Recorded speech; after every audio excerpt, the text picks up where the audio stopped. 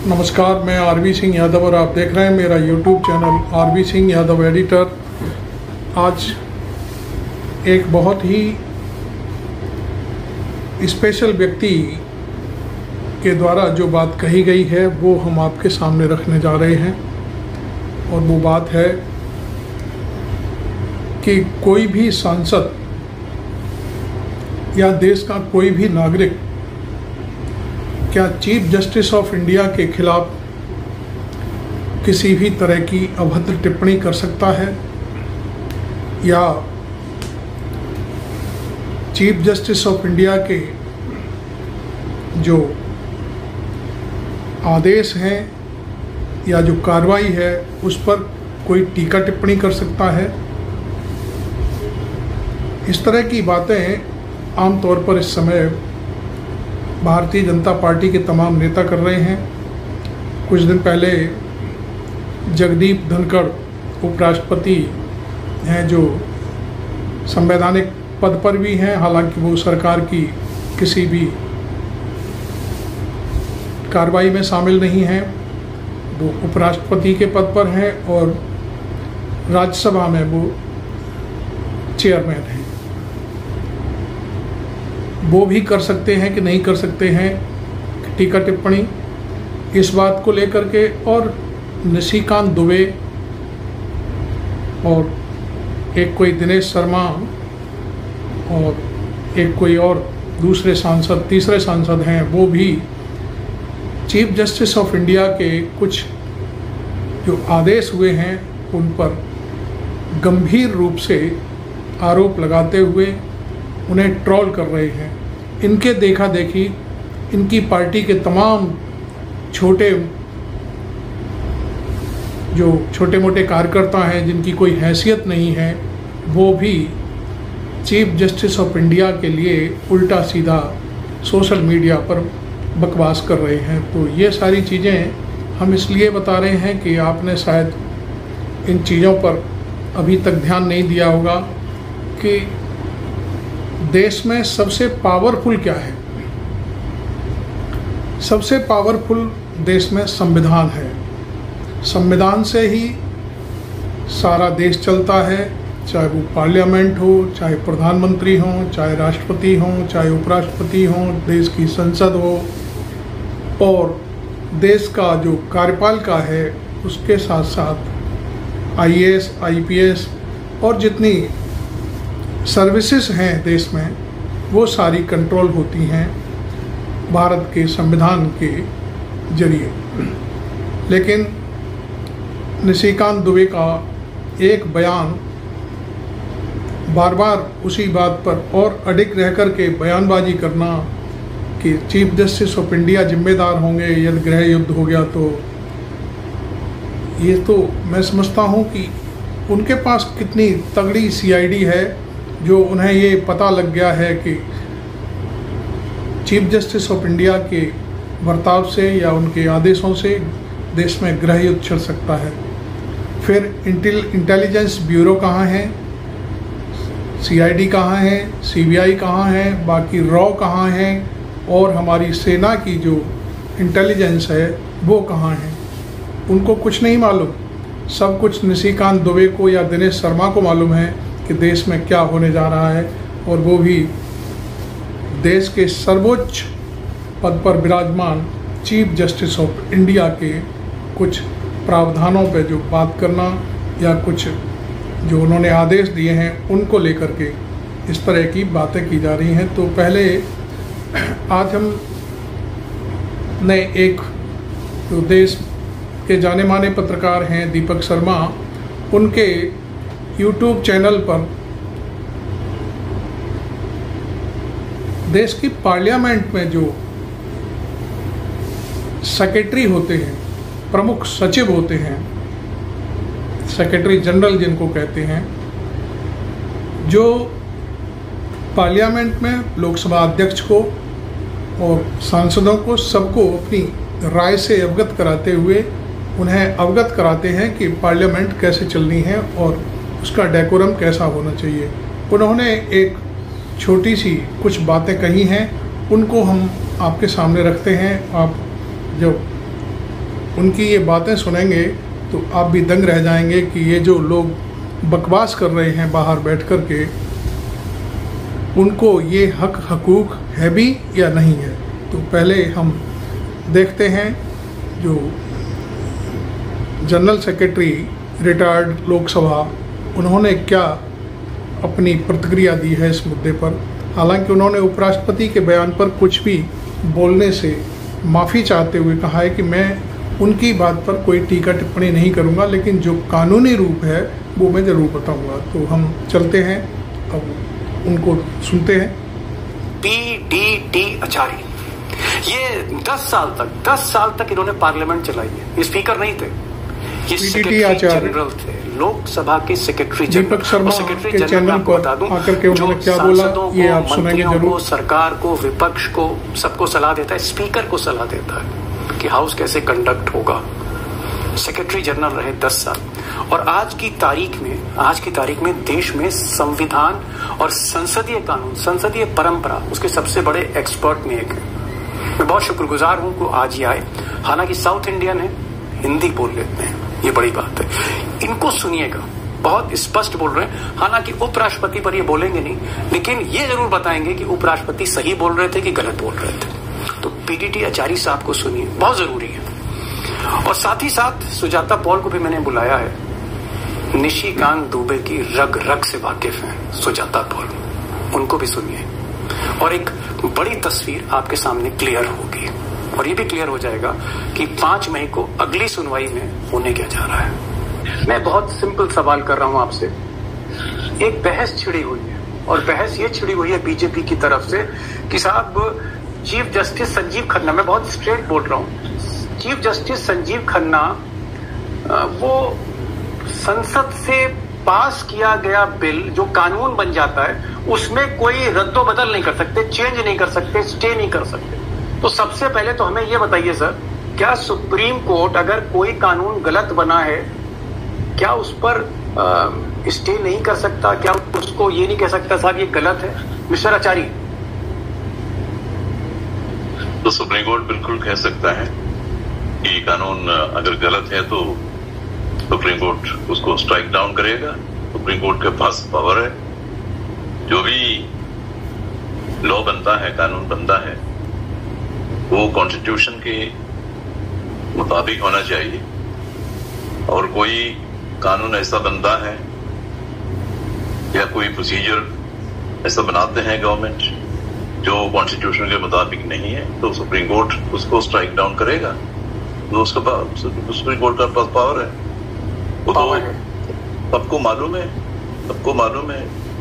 तो उसमें कोई, मेरे ख्याल से कोई कंफ्यूजन नहीं होना चाहिए जी। सुप्रीम कोर्ट सर आप बहुत बड़ी बात कह रहे हैं। आप सेक्रेटरी जनरल रहे, लोकसभा को आप कंडक्ट कराते थे जी। जुडिशियल रिव्यू जो है वो सुप्रीम कोर्ट के पास होता है, हाई कोर्ट के पास होता है, कॉन्स्टिट्यूशनल कोर्ट से, ये दोनों। तो इनके पास जुडिशियल रिव्यू का पावर होता है। और judicial review Kesavananda Bharati judgement के मुताबिक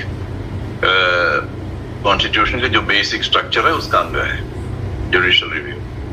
PDT आचार्य साहब, सेक्रेटरी जनरल एक अथॉरिटी, जहां तक संसदीय कानून है, संसदीय प्रक्रिया है, उसके एक बहुत बड़े हस्ताक्षर हमारे साथ इस प्रोग्राम में। इन्होंने कहा कि सुप्रीम कोर्ट अगर उसको लगता है कि इस कानून में कोई गड़बड़ी है तो जुडिशियल रिव्यू के तहत उसको वो रोक सकता है, रद्दो बदल के लिए कह सकता है, स्टे कर सकता है। बहुत बड़ी बात करी। एक और बात सर बता दीजिए, क्योंकि जो हमारे देश की पार्लियामेंट्री प्रोसीजर है, चाहे वो राष्ट्रपति की पावर हो या फिर संसद की पावर हो, लोकसभा, उसके तो आप एक्सपर्ट हैं। एक मैं आपसे और सवाल पूछना चाहता हूँ। हमारे देश के वाइस प्रेसिडेंट ऑफ इंडिया, उपराष्ट्रपति जो भारत के हैं, जगदीप धनखड़ साहब, उन्होंने कहा कि साहब सुप्रीम कोर्ट का चीफ जस्टिस या कोई भी जज वो राष्ट्रपति को कोई डायरेक्शन नहीं दे सकता, ये जो बिल का मामला था। और उन्होंने कहा कि साहब सुप्रीम कोर्ट लोकतांत्रिक प्रक्रिया में हस्तक्षेप नहीं कर सकता, ये भी उन्होंने कहा। ये कितना सही है? नहीं, ये देखिए, मैं माननीय उपराष्ट्रपति जी हैं, उन्होंने जो भी कहा है उसकी मैं टिप्पणी नहीं करूंगा। लेकिन ये जो अहम सवाल आपने उठाया है कि सुप्रीम कोर्ट का कोई पावर नहीं है इन चीजों पर दखल देने का, ये तो बिल्कुल गलत है। सुप्रीम कोर्ट के पास पावर है जब एग्जीक्यूटिव गलत रास्ते पर चलता है उसको रोकने के लिए सुप्रीम कोर्ट के पास पावर है, रोक सकता है। कानून गलत बनाता है उसको रद्द कर सकता है। और प्रेसिडेंट को जहां तक डायरेक्शन देने की जो बात है, डायरेक्शन तो दिया नहीं। सुप्रीम कोर्ट ने जो कहा है तो टाइमलाइन फिक्स किया है। जो टाइमलाइन फिक्स इसलिए किया है कि गवर्नर के पास जो बिल भेजा जाता था, गवर्नर 4 साल 5 साल तक उसके ऊपर बैठ जाते हैं, और जब इसके बारे में कोई थोड़ी आवाज उठने लगती है तो वो प्रेसिडेंट को भेज देते हैं। वो जो एक्शन है उनका प्रेसिडेंट को भेजने का 4 साल के 5 साल के बाद है, वो बिल्कुल अनकॉन्स्टिट्यूशनल है, कॉन्स्टिट्यूशन के खिलाफ है वो। वो सबको मालूम है वो। और जी सर, तब इसलिए क्योंकि कई उदाहरण है सुप्रीम कोर्ट के सामने। अब ये सवाल उनके सामने आया तो सुप्रीम कोर्ट क्या करे? चुपचाप बैठे रहे आंख मूंद करके, जो भी है, क्योंकि कॉन्स्टिट्यूशनल बॉडीज है, कॉन्स्टिट्यूशनल अथॉरिटीज है, वो कुछ भी कर सकते हैं। ऐसे तो नहीं है, चाहे वो प्रेसिडेंट हो या गवर्नर हो, कॉन्स्टिट्यूशन के अंडर काम करते हैं जी। इनका कोई तो ऐसा कोई फ्रीडम नहीं है जो कॉन्स्टिट्यूशन को भी इग्नोर कर लो और कुछ भी कर लो, ऐसा तो नहीं है। अब स्वेच्छा से तो नहीं कर सकते। कॉन्स्टिट्यूशन के अंदर ही कॉन्स्टिट्यूशन के प्रोविजंस के मुताबिक ही आपको एक्ट करना पड़ेगा, यही है जी। और इसलिए सुप्रीम कोर्ट ने ये टाइमलाइन बांध दिया है और मेरे ख्याल से वो सबसे उचित डिसीजन फैसला था उनका। जी, मैं समझ गया। आचार्य साहब हैं, क्योंकि सेक्रेटरी जनरल लोकसभा के रहे और बहुत बड़े पद पर थे सर, तो वो वाइस प्रेसिडेंट ऑफ इंडिया के बारे में नहीं बोलेंगे, लेकिन उन्होंने एक चीज क्लियर कर दी कि सुप्रीम कोर्ट ने जिस तरह से राष्ट्रपति या गवर्नर के मामले में हस्तक्षेप किया उसमें कुछ भी गलत नहीं है, यानी उपराष्ट्रपति कहीं ना कहीं सही नहीं बोल रहे थे। सुजाता जी, मैं आपके पास आ रहा हूँ, एक छोटा सा सर से और सवाल कर लूँ, फिर मैं आपके पास आऊंगा। आचार्य साहब, आपने तो तमाम सांसदों से डील किया, एमपी से डील किया, मिनिस्टर से डील किया, बल्कि आपने एमपीज को बताया कि भाई ऐसे बोलना है, ऐसे वोट होगी, ऐसे ये होगा।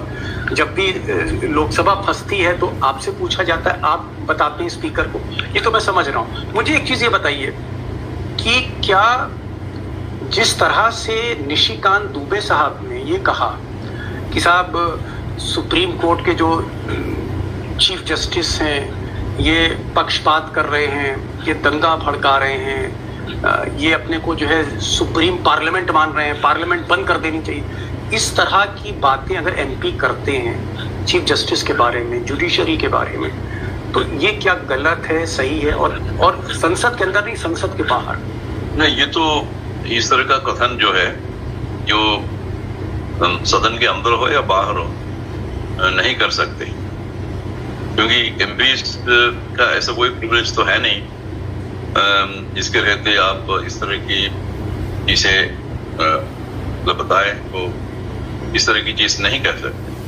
कि चीफ जस्टिस को रिस्पॉन्सिबल माना जाता है। सिविल सिविल स्ट्राइफ या सिविल वॉर, कुछ ऐसे पेपरों में आया है। जी हाँ, उन्होंने कहा कि धार्मिक युद्ध भड़का रहे हैं, कम्युनल वॉर टाइप का जो है वो चीफ जस्टिस करवा रहे हैं। पेपरों में मैंने पढ़ा है कि सिविल वॉर की जैसे जी, जो भी है, तो ऐसा कोई नहीं कर सकता। सर एक चीज और क्लियर कर दीजिए आचार्य साहब, जैसे मान लीजिए मैं मेंबर ऑफ पार्लियामेंट हूँ, मान लीजिए मैं मेंबर ऑफ पार्लियामेंट हूँ और मैं पार्लियामेंट के अंदर ही बोल देता हूँ कि साहब ये जो चीफ जस्टिस है सुप्रीम कोर्ट का, ये पक्षपात कर रहा है, ये दंगा भड़का रहा है, इस तरह की मैं बात करूंगा तो मेरे पास प्रिविलेज है, मेरे अधिकार हैं इस तरह के बोलने के? बिल्कुल नहीं, बिल्कुल नहीं है, क्योंकि ये प्रिविलेज जो कॉन्स्टिट्यूशन में जो प्रोविजंस है उसमें बस स्पेसिफिकली लिखा है कि कंटेम्प्ट ऑफ कोर्ट जो होगा ऐसी बात नहीं कहना चाहिए, उसके लिए आपको कोई प्रिविलेज नहीं मिलता। ओके है। पीटीटी आचार्य साहब ने बड़ी बात कही, भी मैं उनसे और पूछूंगा, मैं सुजाता जी के पास जा रहा हूँ, लेकिन एक चीज मैं दोस्तों बता दूं, आचार्य साहब, निशिकांत दुबे के पास ये प्रिविलेज नहीं है कि आप चीफ जस्टिस की ऐसी तैसी कर देंगे। आप चीफ जस्टिस को जो है जिस तरह की आप भाषा बोल रहे हैं, चाहे वो संसद के अंदर बोलिए या संसद के बाहर, ये गलत है। मैं आपसे जानना चाह रहा हूं, क्योंकि आप तो निशिकांत दुबे पर रिसर्च कर रही, क्या निशिकांत दुबे की ये आवाज है या इसके पीछे मोदी जी की मौन स्वीकृति है या फिर पार्टी का स्टैंड था? अमित शाह ने कहा कि भाई बोलिए आगे, ऐसा आपको क्या लग रहा है? के पीछे कुछ ताकतें हैं जिसके दम पर निशिकांत इतना बड़ा रिस्क ले रहे हैं? दीपक जी, ये तो साफ है कि आरएसएस और भाजपा के बारे में जो मैं सोचती हूँ उसमें कहीं कभी कोई बदलाव नहीं आता। ये सोच समझ के देश में भड़काऊ भाषणों का जो दौर चला है वो इनकी राजनीति का एक हिस्सा है, और आरएसएस और भाजपा सोच समझ के ही ये बयान दिलवा रही है, क्योंकि अगर आप पूरा का पूरा देखेंगे कि किस तरीके से किसके द्वारा करवाया गया तो ये समझ में आएगा। क्योंकि अगर पहले आप देखते थे तो संसद के अंदर स्मृति ईरानी जी थी जो चीखा चिल्लम करती थी, और अब आप जब से देख रहे हैं कि संसद में कोई चिल्लाने वाला काम कर रहा है तो वो है निशिकांत दुबे। लेकिन उसके भी पहले सच्चाई तो ये है कि धनखड़ जी ने जो बात कही है वो कितनी निंदनीय, भर्त्सना योग्य है, क्योंकि वो मात्र एक औपचारिक पद पर बैठे हुए हैं। वो ना तो किसी पॉलिसी मेकिंग का हिस्सा है। उन्हें बाय पार्टिसान के साथ साथ ये भी समझना होगा जनता को कि उनकी तो हिस्सेदारी सरकार में भी नहीं है। तो इसलिए वो जो बात कह रहे हैं आज, उनको नहीं कहना चाहिए था। औपचारिकता के लिए उनकी इज्जत करी जाती है, उस इज्जत को संभाल के रखना चाहिए था। लेकिन आजकल राजनीति बदल चुकी है। लेकिन उसके बाद जब नड्डा जी की बातों को आप सुनते हैं कि वो वापस ले रहे हैं निशिकांत दुबे की बात को, दिनेश शर्मा की बात को, तो उन्होंने धनखड़ जी के पर भी एक प्रश्न चिन्ह लगा दिया होता कि भैया ऐसी बात उन्होंने कही तो उन्हीं से पूछ लीजिए। कहीं नहीं बोला। इसका मतलब है एक ऐसे व्यक्ति से बुलवाना घटिया बात देश के संविधान से जो जुड़ा हुआ है, क्योंकि देश में संविधान सर्वोपरि है ना। सुप्रीम कोर्ट हो, राष्ट्रपति हो, लोकसभा हो, राज्यसभा हो, सबसे ऊपर हमारे लिए संविधान है।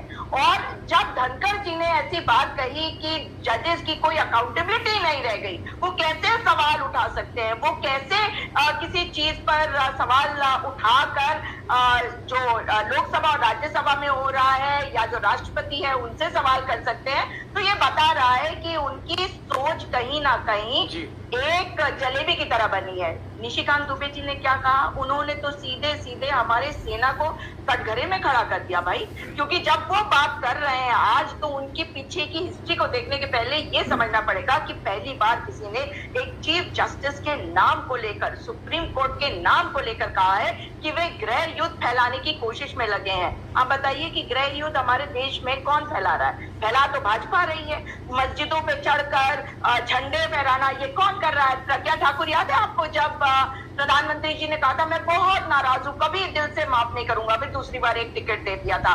तो सच्चाई आज दिख रही है कि भारतीय जनता पार्टी का जो 31% वोट शेयर था ना, वो भी अब छिटक गया है और वो समझ गए हैं। वो जानते हैं कि 400 पार वाले नॉन बायोलॉजिकल बनते बनते 240 वाले बायोलॉजिकल बना दिए गए जनता के द्वारा। और निशिकांत दुबे की भाषा की बात तो करें तो उन्होंने वैशाली की नगर वधु, याद है आपको, आम्रपाली को वैशाली की नगर वधु कहा जाता था। तब इन्होंने कहा था, और मैं कोट कर रही हूं, इन्होंने एक ट्वीट किया था, कोट अनकोट, जिस महिला को बड़े छोटे का लिहाज नहीं, खासकर विकृत मानसिकता की शिकार बंगाल से आई एक महिला सांसद वो मेरे झारखंड की विकृत विधायिका के लिए, उनके लिए सभी कार्यकर्ताओं से आग्रह है कि हल्की कमेंट्स नहीं करें। अपने धर्म में वैशाली की नगर वधु तक को सम्मान समाज ने दिया है, अनकोट। ये भाषा है इस व्यक्ति की। भाई आप तो लोकसभा जो जहां तक मैं जानता हूँ, सेक्रेटरी जनरल जो होता है वो गाइड करता है स्पीकर को, भाई यहाँ पर ये है, यहाँ पर ये है। ये मुझे बताइए कि जिस तरह की भाषा का निशिकांत दुबे साहब, जो मैडम कह रही हैं सुजाता जी, और इन्होंने काफी रिसर्च कर रखी निशिकांत जी पे, इनका ये कहना है कि भाई बहुत अजीबोगरीब बातें करते हैं, बहुत आपत्तिजनक बातें करते हैं।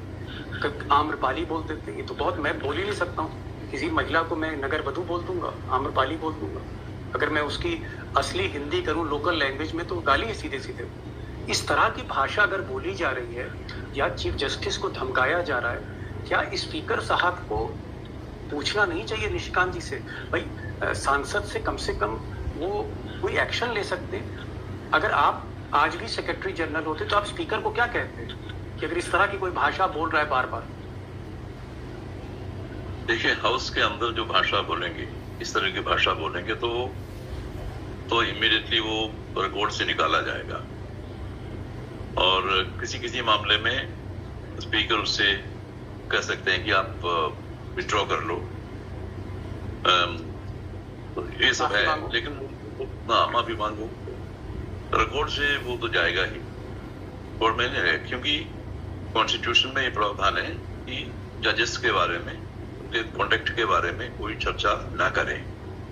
एक स्ट्रिक्ट प्रोहिबिशन है, कॉन्स्टिट्यूशन में है प्रोविजन है, तो इसलिए सभा के अंदर बात कर ही नहीं सकते ये बात। जहां तक सभा के बाहर जो बात करते हैं उसके बारे में स्पीकर का कोई कंट्रोल इसमें है नहीं। ओके। स्पीकर का जो रोल है वो हाउस के अंदर ही रहता है। हाउस को संभालने का काम है स्पीकर, बाहर इनका कोई ज्यूरिसडिक्शन तो है नहीं। मैं कह रहा हूँ हाउस के अंदर जो बोलते हैं ये हाउस बहुत सी बातें तो हाउस के अंदर बोली है उन्होंने, निशिकांत दुबे जी। हाउस के अंदर जो बोलेंगे वो तो रिकॉर्ड से निकाला जाएगा, ये निकाला जाएगा, उसमें कोई डाउट नहीं है। तो लेकिन बाहर की बात जो है, बाहर जो बोलेंगे तो उस पर स्पीकर नहीं कर सकता कुछ नहीं। तो आप सुन रहे थे ये दीपक शर्मा के साथ में लोकसभा के पूर्व जनरल सेक्रेटरी साहब पूरी सारी क्लियर कर रहे थे सारी बातें कि जो कुछ भी चीफ जस्टिस ऑफ इंडिया के बारे में, किसी भी जज के बारे में कोई बात करता है तो वो कंटेम्प्ट ऑफ कोर्ट में आती है। लेकिन बहुत सारी और बातें जो आपने देखा, जो महिला हैं उन्होंने भी बहुत करीने से और पूरे अच्छे तरीके से शशिकांत दुबे के बारे में चीज़ें समझाई, बताई। तो खैर मैं आपको बता दूं कि ये वीडियो बनाने का मकसद मेरा ये था कि जो आजकल सुप्रीम कोर्ट ऑफ इंडिया के जो चीफ जस्टिस हैं उनको ट्रोल किया जा रहा है, उनके बारे में गलत बातें की जा रही हैं। तो लोकसभा के जो जनरल सेक्रेटरी रहे हैं आचार्य जी, उनका क्या सोचना है। और कानून, चूँकि वो पार्लियामेंट चलवाते रहे हैं और कोई छोटे मोटे टाइम के लिए नहीं, 8-10 साल उन्होंने काम किया है इस पद पर, उनकी क्या राय थी वो सुनवाने की कोशिश की हमने आपको। खैर, वीडियो आपको अच्छा लगा हो तो इसे लाइक करें और मेरा चैनल अभी तक यदि आपने सब्सक्राइब नहीं किया है तो ज़रूर कर लें, जिससे मेरे को लगेगा कि हाँ, मेरे जो दर्शक हैं हमारी पत्रकारिता को, हमारे जो वीडियो हैं, जिन विषयों को लेकर के हम वीडियो बनाते हैं वो उनको अच्छे लगते हैं। Thank you very much. मैं आरबी सिंह यादव।